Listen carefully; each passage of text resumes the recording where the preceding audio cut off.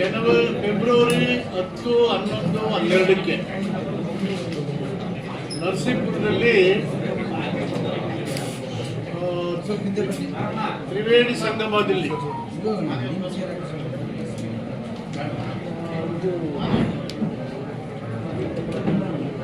Kumbh Mela 10, 11 February ನಡೀತದೆ.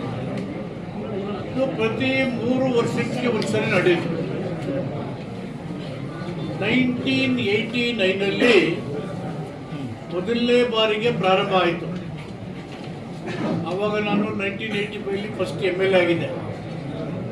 ಆವಾಗ ನಮಗೆ ಕುಂಭಮೇಳ ಅಂದ್ರೇನು ಈಗೆಲ್ಲ ಏನೂ ಗೊತ್ತಿರಲಿಲ್ಲ. ನಾನು KDP ಮೀಟಿಂಗ್ ಮಾಡ್ತಿದ್ದೆ. ನಮ್ಮ ಆದಿಚಿಂತನಗಿರಿ ಶ್ರೀಗಳವರು ಹಳಬರು ಆವಾಗ KDP ಸಭೆ ನಡೀತದ್ದು ಬಂದು